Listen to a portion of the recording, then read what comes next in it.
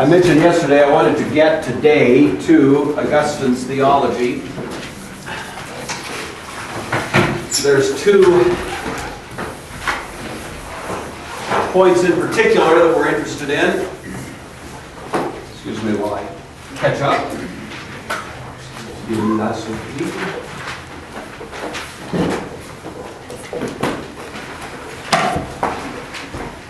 Oh, abbreviation there.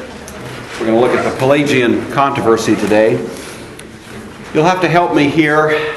Can you not read my writing? Is that what you're... No, you can read my writing. After many years. Yes, dear. How may I serve you? Are we going to finish the one Holy Catholic Apostolic? Oh, we didn't do that, did we? Well, we just got to... You're right. Absolutely, yes. I had it in my head that we made it through that, and you're quite correct. We did not. Thank you for reminding me.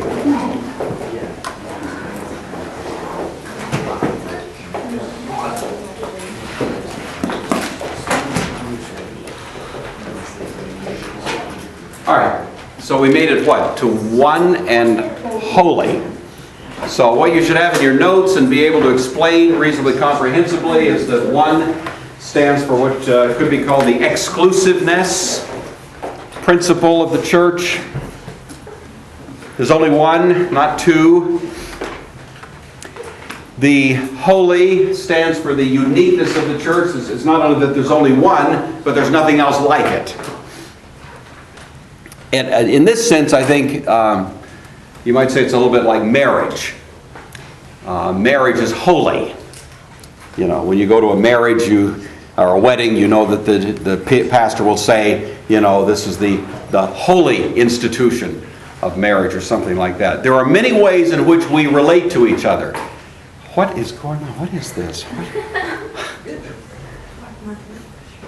There are those times when I feel like I'm just a TV, you know, and people passing popcorn and telling jokes and flying paper airplanes, and I'm just sort of, you know, turn down the volume. All right. Y'all with me? Okay. Focus. You realize there's a lot of different ways that what was that? I said I am. I am. I know, Matthew, you are. I can always depend on Matthew. All right. You know that there's a lot of ways in which we can have relationships. We have relationships as a teacher to students. We have friendships. You have friendships among yourselves here. Parents to children, etc. But I think we would all agree that of all the relationships that we're aware of in life, marriage is sort of like something different, isn't it? It's holy. And there is a sacredness to it, and there's a sacredness to the intimacy in marriage and the affection and the love and the community that's created that really nobody can invade. There's not room for a third party in there, in a sense. It's that very special thing. And you can all envision, none of you are married to my knowledge, but you can all kind of imagine it, and I imagine most of you in this room are looking forward to it, and rightly so. Because it's something to be sort of experienced, and until you're there, you really can't quite figure out how great it is, you know. But once you've experienced it, you go, whoa, this is cool. I dig this, you know. This is good stuff. And so, that's why in the relationship of marriage, we have a wedding. If Spencer and I decide, hey, Spencer, let's be buds, you know. We don't have a wedding. We don't, have a special ceremony where somebody says, okay, Spencer and Gore are going to be friends now. It doesn't happen. We don't celebrate that as some sort of sacred thing, unique in the world. In fact, we think it was a little weird if we did something like that, wouldn't we? But with marriage, there's something about it. Well, the church is the same way. There's only one of them, and it is different from any other institution in the world. It has a... Matthew, I thought I could bank on you. Now look at this. You're off. I get toy. No, I don't think so. I'm not convinced. So anyway, you get the idea. The word Catholic, who was getting on my case yesterday about writing it with a capital C? Was it Avery? It probably was Avery, wasn't it? Well, just don't get too juiced up about it. I mean, it's okay. The Catholic C doesn't mean Roman Catholic every day of the week. And in this point, at least, of course, the word Catholic itself is simply an English word taken from a Latin word that means general, right? You understand that. And it's like some churches call themselves the Holy Trinity Church, or, some such thing. Well, here, the Catholic Church decided to take that word, Catholic, and use it as part of the official title of the church. But the word itself is simply an adjective. It means general. And I would call this, if this is the exclusiveness principle, this is the inclusiveness principle.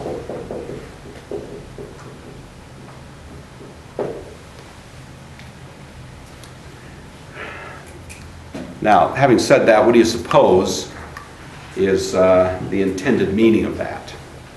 The inclusiveness principle. Nicole, I see a look of startling wisdom on your face there. What do you think is the practical significance of discussing the inclusiveness principle of the church?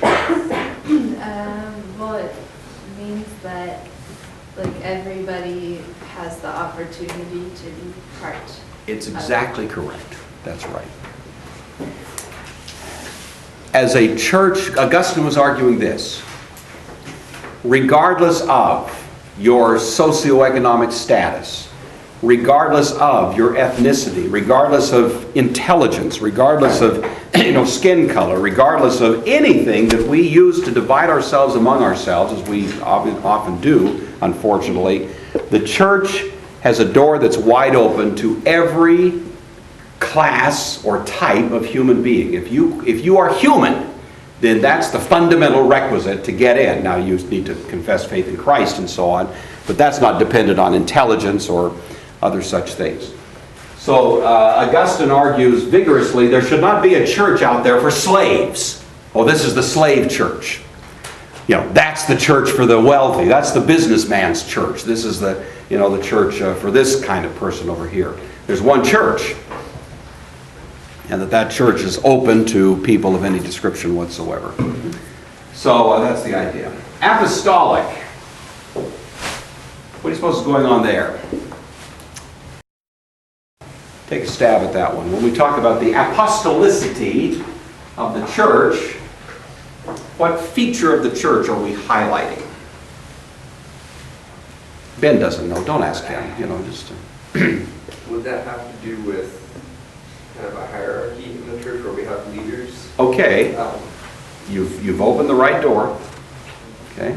Anything else you want to say? So far, so good. That's about as far as I. That's okay. You're going to play it safe? Anyone to pick on it from there? Stephen, what do you think? Too late. Sydney had her hand in the air. Sydney, what do you think? Go ahead. I think it just has to do with the church having authority. It has to do with authority. Are you remembering that from somewhere? Did we cover this once? We did. That's why you guys are coming off as so smart. All right. I'm going to ratchet up my expectations.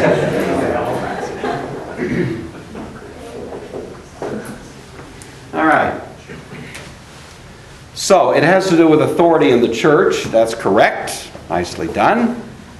Dusted off those cobwebs. And so if we discussed this once before, then I'm sure I also discussed a fine point in the distinction between the Catholic view and the Protestant view of that authority. Right, Spencer? It comes back to you now? Yeah, And can you give me a nice definitive, clean explanation of the difference between apostolicity as defined in Catholicism as opposed to Protestantism? Why is there garbage in the corner of my classroom? I was going to mention that. Please, Spencer, while I'm picking up after the, I don't know. Well, I can't really remember. That wasn't the best idea. Sometimes I just get so upset that... Yeah, I understand. I can't really remember the exact... Thank you, Sarah. You are a Christian. I wondered about it. I thought, I'd like to say this was an intentional experiment. Sorry, I know you're going to say something. But here my garbage falls over and waiting. Will anybody go over and kind of straighten it up and look at this? Look at this servant. Sitting right there. Look at this. Picking up those dirty Kleenexes. Wow. My dear, What a saint. you are Wonderful. And in the future, I will try to be a little bit more circumspect.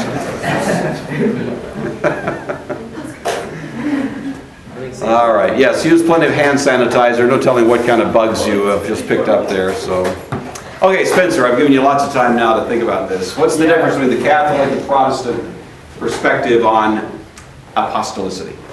Well, I don't remember exactly, but I know the views are, is it something about the triangle? Is there a pyramid involved where the... Sort of, maybe. Because I remember a diagram, and the Catholic one is an upright pyramid. Yeah, that's the Catholic view of the church, kind of a pyramid, pope at the top, you know, sort of deal. Yeah, that kind of deals with authority because there's one person at the head and then the Protestants flipped around Yeah. and they do a voting type thing. But Okay. that's all I remember All right. about Well, authority. that's rough, but it's kind of in the right general field. Ben? It would have to do with the Catholics say the Pope gets to designate apostles, and the Protestants say it's only Christ has that authority. Okay, I wouldn't quite put it that way, although I think you're heading in the right direction. Laura, go ahead. Is it something to do with like the keys of the kingdom coming Yeah. down through Peter That's and right. to the first pope? Okay. Whereas the Protestants would say it's a general through all the apostles Okay. down the church. Yeah, so just to kind of get this back in your minds, in the Catholic view, see, we have two views here. So we'll say here's the Catholic view. The Catholic view of authority is bureaucratic.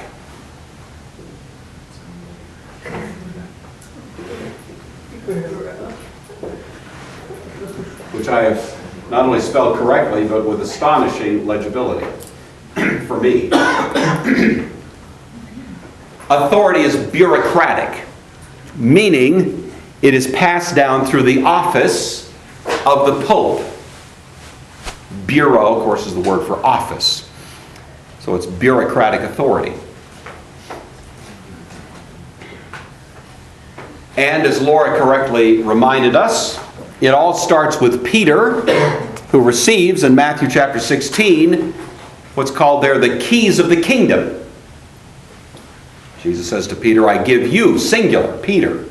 You know, not you, plural, apostles. You, singular, Peter. This is the Catholic argument. I've heard it many times from Catholics. I give to you, Peter, the keys of the kingdom. What you do on earth will reflect the actions of heaven. You know, what you bind on earth will be bound in heaven. Loose on earth, loosed in heaven. It's authority. Then the Catholic understanding is that those keys of the kingdom are passed down through successive generations of popes, so that the present pope has the keys of the kingdom. And that the authority of the pope spreads down like a pyramid, as Spencer said, through the rest of the church, cardinals, archbishops, bishops, priests, and so on. But that the apostolicity of the church is based on the fact that the church can follow an unbroken chain of successors to Peter down through the history of the church. Does that make sense? It's bureaucratic. Keys passing to the next guy, to the next guy, to the next guy. What would be the Protestant view? We all agree on the word apostolicity. We disagree on what it means. Jake, what would be the Protestant view of apostolicity? I don't remember the word that we used, but it's something generally that it's kind of it's not necessarily as much of a physical power, and it's more of a spiritual and personal type thing rather than a physical thing. Okay, that's really true. The word we'd probably use here, and I use this guardedly because it can be used in a lot of different ways, and not all of them are pertinent, but it would be the word you'd usually put in opposition to bureaucratic authority. You would have, does anybody know what word I'm going to say here? Anyone want to take a guess? It would be the word charismatic authority. And that actually is what Jacob was driving at. charismatic authority in this sense, that it is the authority that you have by virtue of being in proper relationship with Christ and his teachings and having the Spirit at work in your midst and so on. It's not something you can nail down to a particular office, a kind of link of, keys being passed down. But the question is, are you being faithful to the apostolic teaching? So the Protestant question, what Martin Luther raised, in fact, against the notion of the papal authority, was the Pope is apostolic only to the extent the Pope is teaching what the apostles taught. That's what makes you apostolic. Not, can you go back through some chain of, links down through history, Pope Clement, Pope Urban, Pope this, Pope that, down now to Pope Leo X, who happened to be on the throne at the time of Luther, or Pope Benedict, who happens to be the Pope today. Does that make sense? It's a matter of the degree to which you are faithful to apostolic teaching, to the apostolic charisma, if you will, the gift that was part of the apostolic office. If we're in that great tradition, then fine, we're apostolic. If not, then we're outside of it. Luther would say that Catholic Church might very well have been able to trace bureaucratically its connection to Peter, hypothetically, but it couldn't trace it charismatically because the church had wandered, Luther said, so far from apostolic teaching. That makes sense? You follow that? That's pretty important to get. And I think we did go over that once, so it should kind of ring a bell and come back. Yeah, Stephen. I'm just wondering, I don't know if you actually want to answer this, but how do Catholics claim that they can trace a pope all the way back to Peter? Because the Catholic Church as we know it today, was that founded 2,000 years ago? They would say so. Yeah. You can go to Wikipedia and you can see the chain, starting with Peter, Lucian, Clement, right down the line, bing, bing, bing, bing, bing, and they'll show an unbroken succession right down to Ratzinger, who is the present Pope, Benedict. And the fact is, it's pretty well attested. I'll tell you, the probably most questionable link in the chain is Peter himself, and whether he was actually in Rome and the pastor or bishop of the church there. It's pretty well attested that he was martyred in Rome, around 65, maybe 66. Whether he was actually there in the role of the pastor of the Church of Rome, much more tentative. I'm personally prepared to allow that he probably was, but you can't say historically you've got good, strong evidence for that. All right. There's kind of a, what would you say, and there's something like this going on in the New Testament. I imagine when we talked about this last time, I mentioned this as well. Where do we see something like this difference between bureaucratic authority and charismatic authority in the New Testament? Where do we see a similar problem? Where again, the New Testament sides with charismatic as opposed to bureaucratic authority, so to speak. Does anyone know what I'm talking about there? It's not the same thing, but it's a similar problem that we run into in the New Testament. Anybody? Matthew, a man? I have No idea? Anybody recall this? I think we probably touched on it. I see 0 heads in the air. Josiah? Did it have to do with Paul and Apollos? No, it didn't. It does have to do with Paul in a sense. All right, get this. This will help you think this through. So work with me here. In the New Testament, we have a term, seed of Abraham, right?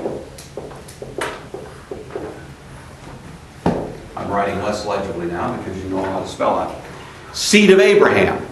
And there's a wide open dispute, a big debate in the New Testament as to who are the seed of Abraham, right? There's 2 answers to that question. The New Testament takes one view as opposed to an alternative perspective taken by some others. What is it? What are the 2 views of the question, who are the seed of Abraham, that we find in the New Testament? Who would you say, Alicia? Who would be the most obvious candidates for the seed of Abraham? If we just heard the phrase, who would we think we're talking about? Oldest children, Isaac, Okay, and who else then going down through history? It would be. Jacob. Yeah, and then going on through history, it would be all the people we call generally. Israel. Sure, the Israelites, the Jewish people. So here's one theory. You got the Jewish people in the ancient world, an ethnic class who claim to be the seed of Abraham, right? Who else claims to be the seed of Abraham? What's the other possible definition of that term? Sydney? Just anybody who is a believer. All right, the people of faith. And Paul actually addresses that very debate in Galatians and Romans chapter 4 and elsewhere. And he says, those who are of faith, right, are the seed of Abraham. Not those who are simply born, children of Abraham. It's precisely the same problem. The Jewish people were claiming, in a sense, a bureaucratic status. They were descendants of Abraham. They were born in the family tree of Abraham. John the Baptist says to them, don't say in your hearts, we have Abraham as our father. Doesn't mean a thing. The fact that you can go to a family tree and trace your genealogy back to Abraham doesn't mean diddly, according to John the Baptist, according to Jesus, and according to Paul. The thing that makes you seed of Abraham is charismatic. Do you have the gift of faith? Do you have faith in your heart? That makes you seed of Abraham, whether or not you happen to be of Jewish extraction. Well, that's the same debate that's happened in church history over apostolic authority. Is it bureaucratic, traced back through a family tree, as it were, to the Pope? Or is it charismatic? Is it a matter of sharing the faith of the apostles, not just the kind of official, status of the apostles? Does that make sense? You follow that? You're all looking at me sort of blankly, but I think, thank you. That's good. Sarah is a Christian. She's looking. There we are. Yeah, that's very good. So, not that the rest of you aren't. I'm just saying she looks like one. She's communicating that. Oh, I had a miserable experience last night. Can I tell you this? Should I? Yes. I was teaching. I was filling in for a friend of mine at Gonzaga. And I like Gonzaga. I like the Zags and all that. When I was teaching New Testament, I was teaching, this is in my area. I mean, it's something I at least, felt like I was, able to. These people, if this were my experience day in and day out teaching, I would quit tomorrow.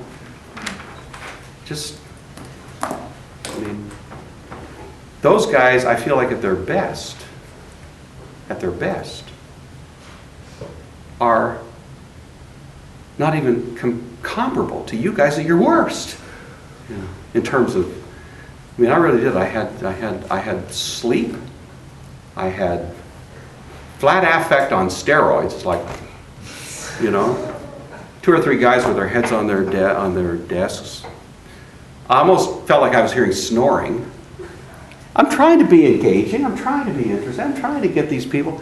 It's just like, I might as well have been talking to a bunch of, department store dummies or something. This Gonzaga. I don't know. Maybe so glad to get back to school today and look at actual living beings. Look at Kayla. She's alive. See? She's here. Was anyone paying attention? In a class of 40 people, I think I maybe had 3 who I thought I was actually connecting with. And I'm not sure about them. What were you teaching? I was teaching a New Testament. I was teaching actually something on the book of Revelation and its connection. I thought it was a pretty interesting topic. It wasn't like, deadly boring stuff. I had PowerPoint this, so I don't know. Anyway, I don't mean to disparage Gonzaga in the least. And if you're thinking of going to Gonzaga, more power to you. They need you. They need you, believe me.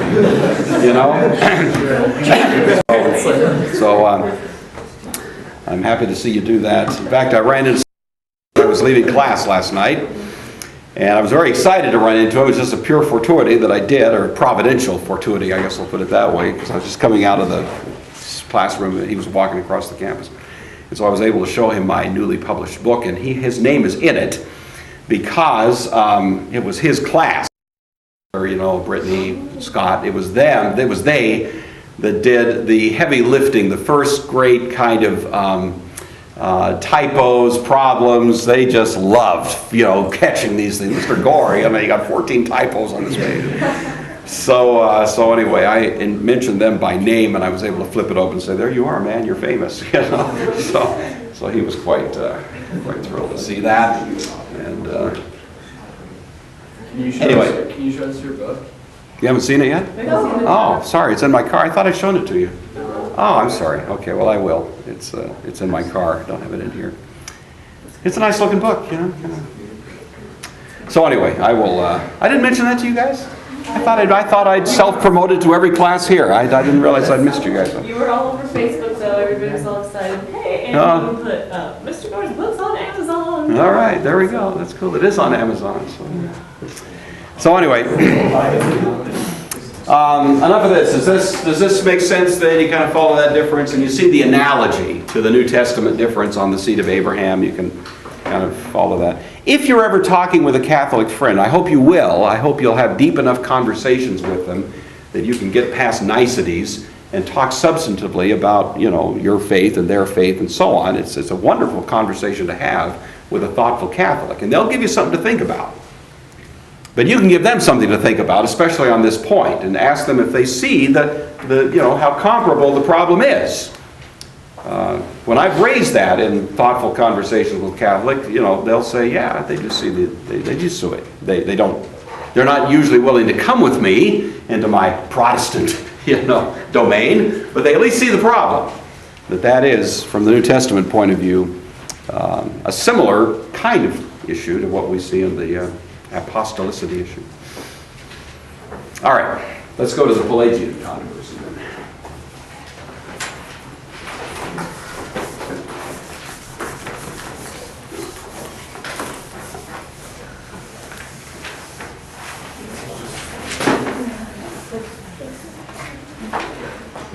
Now, I believe we did go over this, didn't we?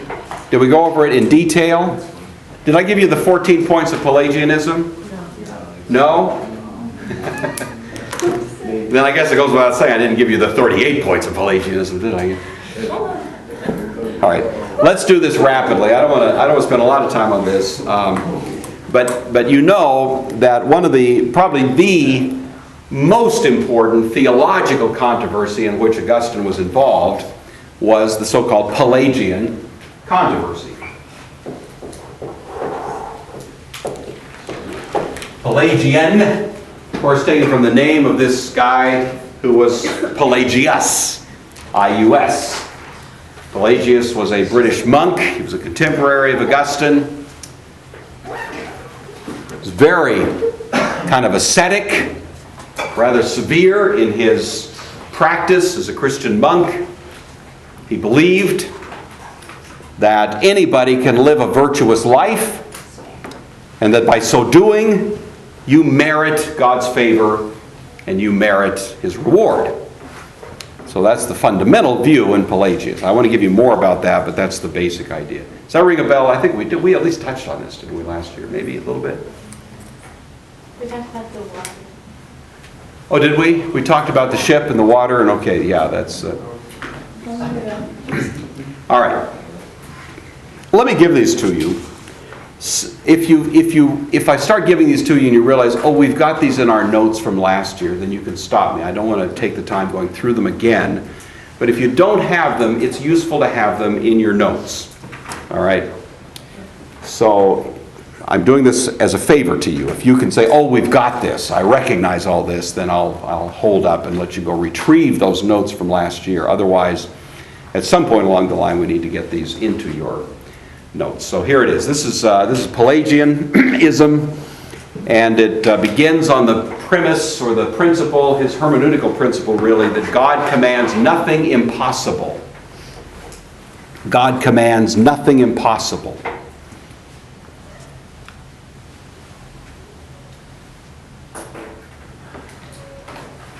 Pelagius would say, if Jesus tells us in the Lord's Prayer to be perfect, then what do we naturally conclude from that?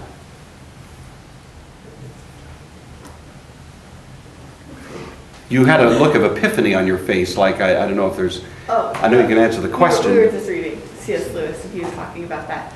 Oh, okay, great. But no, All I right. was, well, Okay, so what would that mean? If Jesus says be perfect, then we that means naturally... that it's possible for us to be perfect. Certainly. And that, so you saw that in C.S. Lewis. What were you reading there? This is Christian Lit. Oh, Mere Christianity. Okay. Does he talk about Pelagianism there? He just No, he mentions... talks about that verse. Okay, all right, good. A little crossover, it's great. Cross-pollinizing here in our education. Right? All right, so anyway, Pelagius says this. Jesus commands us to be perfect. Ergo, we can be perfect. Right? Doesn't that follow irresistibly? Otherwise, we would be in a position of saying that God is commanding things that are impossible, which would be really a taint on God's integrity. If God commanded Kaylee, in order to be saved, you need to go out there and in 15 seconds climb a telephone pole and touch the top. Now, Kaylee's very athletic. I grant you that. But I think even for someone as athletic as her, that would be a bit of a challenge, to run out there and try to shimmy up a telephone pole. I don't know if she could do it. I know I can't do it. It's not possible. And so if God is making the terms of your salvation dependent on something that you are not able to do, then we'd say that's not really very fair on God's part, right? That would be a little bit questionable. And yet here's Jesus saying to us with a straight face in the Lord's Prayer, in the Sermon on the Mount, be perfect. So Pelagius draws what seems to him the obvious conclusion. If God commands us to be perfect, then manifestly you are able to be perfect. God does not command anything impossible if God is just, and so on. Number 2, Adam was created mortal. Adam was created mortal. He would have died even if he hadn't sinned.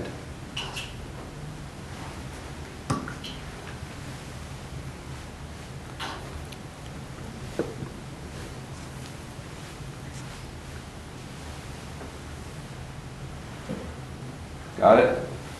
Number 3, Adam's sin injured only Adam. Adam's sin injured only Adam. I'm sorry for the writer's cramp there, my dear.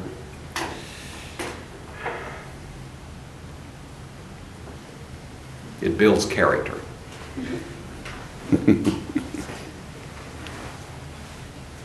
So in other words, you'll notice, just drop your pins now, shake your hand out a little bit. Adam's sin injured only. What does that mean? What does that mean? Mr. Fugit,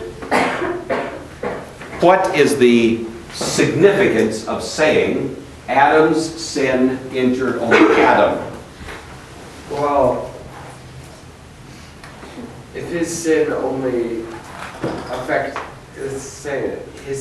affected him and only caused him to be punished for what he did, then all of us could be, because we can be perfect, because in the first point it says we can be perfect, Yeah.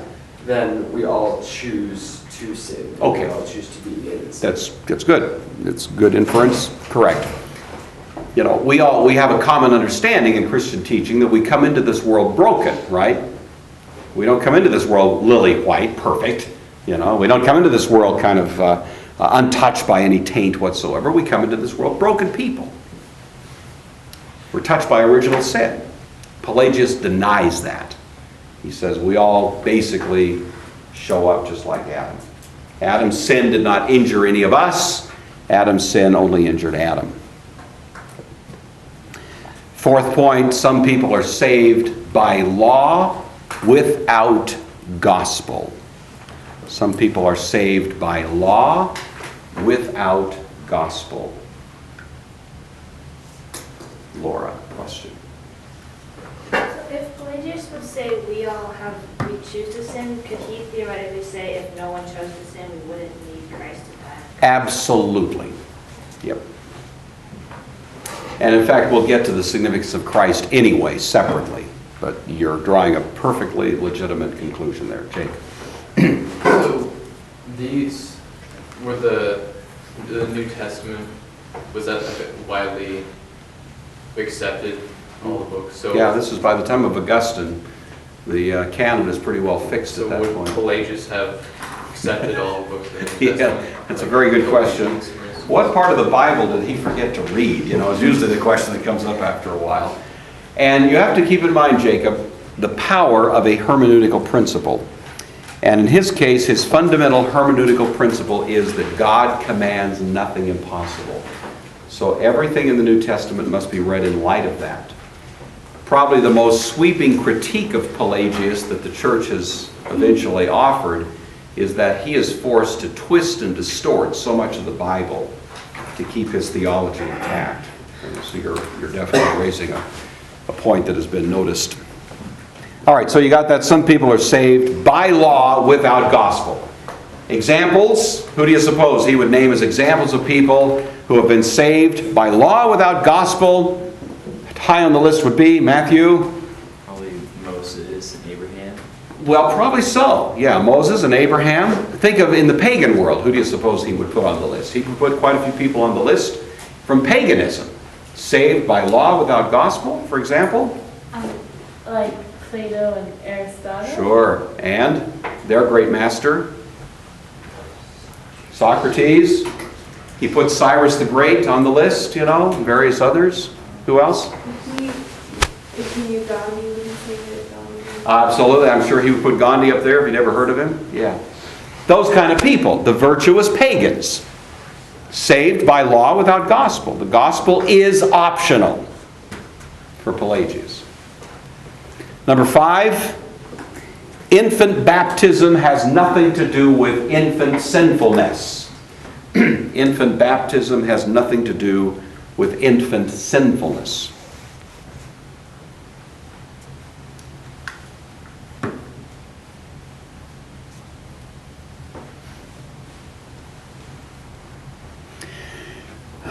Please understand, the debate here is not over infant baptism itself. I know some of you come from traditions that don't practice infant baptism. That's not what's being disputed right now. Both Pelagius and Augustine endorsed infant baptism. Pelagius, however, said the symbolism of infant baptism is not connected to the infant being sinful.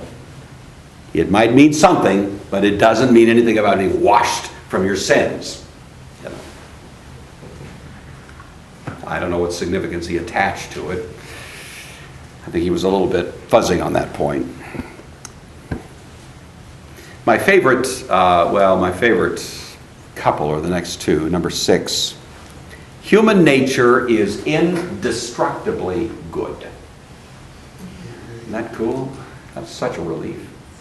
Actually, it's not a relief at all. I have to say, if I were embracing Pelagianism, the first question I would ask is when I look in the mirror, what's wrong with me? You know? Because this is the way everybody is, there's something very, very wrong with me. That would be mine. But anyway, that was what he said. Did I mention, by the way, he was a eunuch? I think that explains about 98% of his theology right there.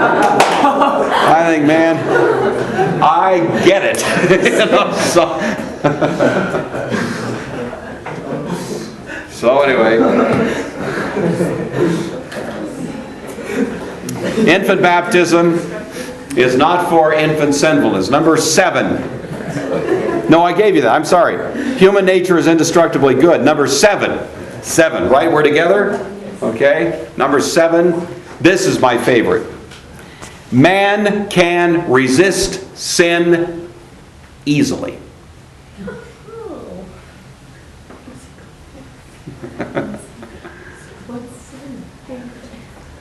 Man can resist sin easily. He doesn't want to hear these pathetic laments from people like you and me. Oh, the power of sin in my life is so terrible. I'm constantly wrestling with it. I'll never get on top of these bad habits I've got. He doesn't want to hear any of that. Buck up. That's what he says. You're just whining. God has given you this power. Don't grovel around in this self-pity. Come on. And of course, Pelagius regarded himself as a good example of that very thing. Very severe, very austere life. Very impressive life. He was trying to set an example for the rest of us. Stephen? So would he say that there are certain people who were perfect while on earth and never ever sinned? Yeah, he would. Yeah. He include himself? I think he probably would. He thinks that the person who was the best at it was Jesus, but that there's plenty of others who either achieved that standard or got awfully close. Number 8, all are created as Adam before the fall. All are created as Adam before the fall. We all come into this world in the same condition as Adam before he fell.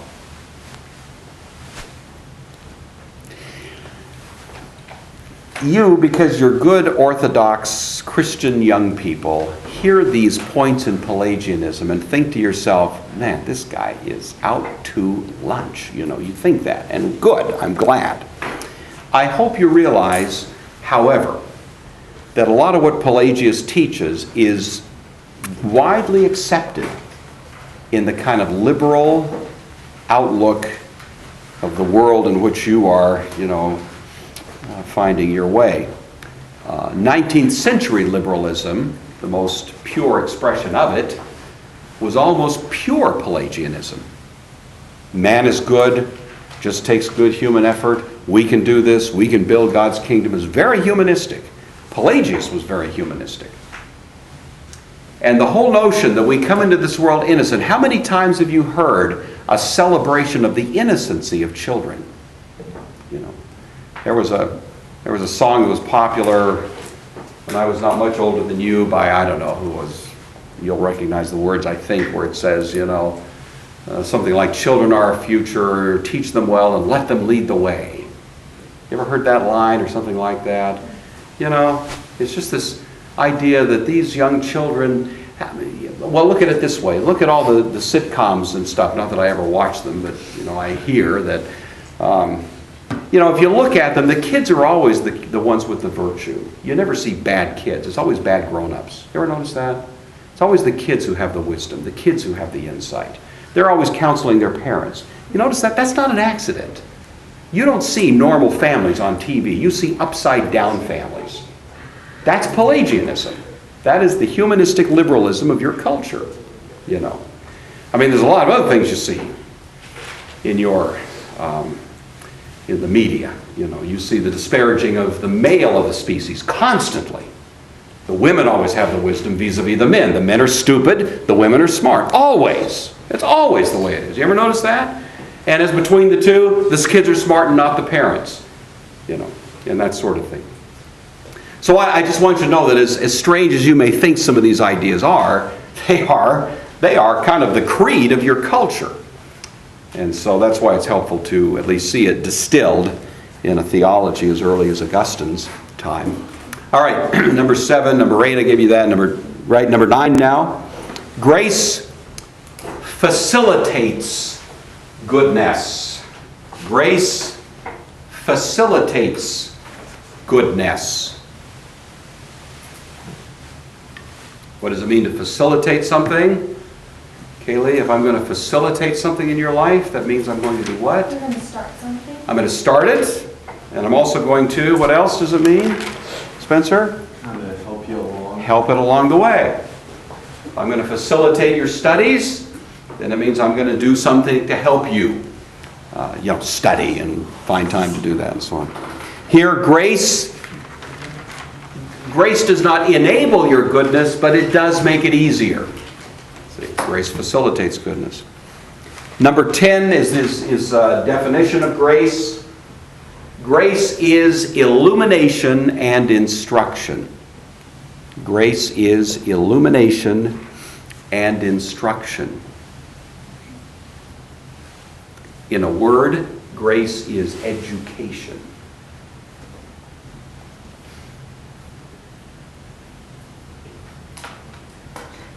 You ever heard something like this? You know, if we could just improve our educational system, we could get rid of so much crime and so much this and that. You ever heard that? You know? Every time the public school wants to extract more money from your parents, raise taxes and so on, it's for the kids. We just need more money. And if we could just get a little more money in the program, then these kids would be more, we could really get them. The implication is we could solve all these social problems we have. Just a little more money, a little more education. What we've learned, of course, is that you can educate people. You can take a crook, educate them well, and you get what? An educated crook, somebody who can commit crimes much, much more. That point can be overstated. And let me just add the little caveat: ignorance does not facilitate virtue either, So I'm all for education. That's why I happen to be in the business I'm in here. But this is a little bit of a naive estimation of education. Number 11, I'm trying to squeeze these in. The clock is chasing me now. Number 11, grace is given based on merit.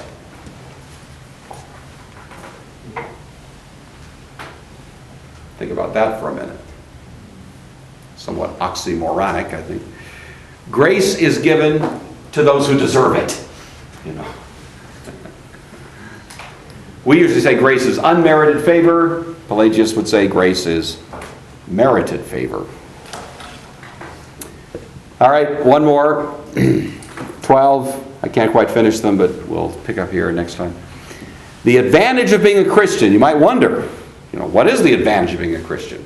His answer: sinlessness made easy. I can imagine if he lived in the 20th century, he'd write a book entitled Sinlessness for Dummies. All right. Now we almost made it through Pelagius. We'll finish him Lunadi, Monday.